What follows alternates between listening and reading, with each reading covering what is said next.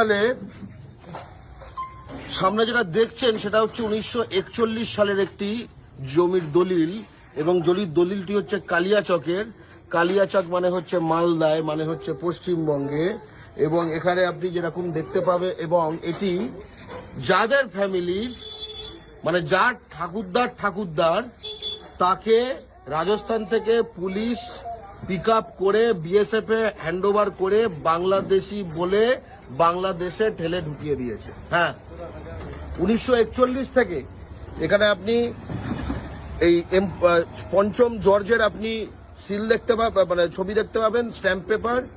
এখানে আপনি 1941 সালটি দেখতে পাবেন, ঠিক আছে। এখানে আপনি সাব রেজিস্ট্রার কালিয়াচক, ঠিক আছে, তার ছাপ দেখতে পাবেন, ইত্যাদি ইত্যাদি। এই যে 41 কথাটা 9/1941। এবং পাশে রয়েছেন জিএম শেখ, তার ছেলে আমির শেখ। সে একজন যুবক, যেহেতু বাংলায় কাজগুলো বাঙালিকে দেওয়া হয় না, তাই তাকে অন্য রাজ্যে যেতে হয়েছে। এবং তাকে পিক আপ করে 2 মাস ডিটেনশন ক্যাম্পে রেখে তারপরে এই বসিরহাটের কাছে গোজাডাঙ্গা বর্ডার দিয়ে পাঠিয়ে দেওয়া হয়েছে, ঠেলে দেওয়া হয়েছে বাংলাদেশে। বাংলাদেশে ঠেলে দেওয়া হয়েছে, তাকে গলায় বন্দুক রেখে বলেছে কি বাংলাদেশি যাও নাই তো গুলি করে দেগা, এরকম ভাবে ভাষা বলে আমার ছেলেকে তাড়িয়ে দিয়েছে ভিতরে। এবং সে খাচ্ছে কি পড়ছে কি সে কান্দাকাটি করছে, কোথায় আছে এখনো কোনো মানে খবর নেই।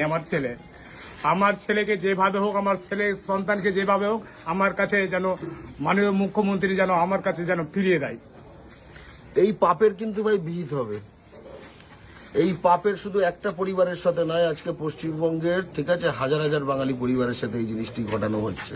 এটা জাতি বিদ্বেষ। এটাই নাৎসিরা ইহুদিদের সাথে করেছিল, এটাই আজকে এই হিন্দি সাম্রাজ্যবাদীরা পশ্চিমবঙ্গের বাঙালির সাথে করছে, ঠিক আছে। এর কিন্তু হিসাব হবে।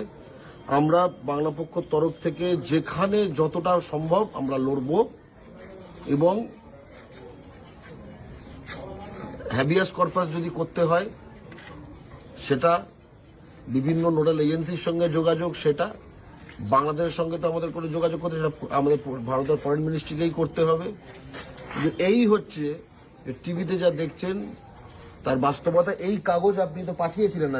পাঠিয়েছিলাম, এগুলো সব ডকুমেন্টস পাঠিয়েছি। বুঝতে পেরেছেন তো? এই যে করে না, তো আধার কার্ড ছাপা যায়, ভোটার কার্ড ছাপা যায়, এই ছাপা যায়, এইটা হচ্ছে তার বাস্তবতা। সবই এই যে এগুলোকে ফেক নিজেরা যদি বিশ্বাস করতে থাকেন না, আপনি ভারতে ফেক হয়ে যাবেন, আপনি ভারতে ভুয়া হয়ে যাবেন যদি আপনি এই প্রচারটা বিশ্বাস করতে থাকেন যে আপনার সব ডকুমেন্ট হচ্ছে জালি, ঠিক আছে। এবং আপনি যদি পূর্ববঙ্গ থেকে আসা হন হিন্দু বাঙালি, ঠিক আছে, আপনার কাছে কিন্তু 1941 পশ্চিমবঙ্গের কোনো দলিল নেই, একটু ভাববেন, ঠিক আছে। পূর্ববঙ্গ থেকে আসা হিন্দু বাঙালি একাধিক কিন্তু বাংলাদেশি রোহিঙ্গা বলে ডিটেন করেছে নানা বিজেপি শাসিত রাজ্যে। আর আপনি যদি ঘটি হন, এদেশীয়, ঠিক আছে, বাঙালদের হচ্ছে, তার জন্য আপনাকে স্পষ্ট বলে দিচ্ছে যে 1941 সাল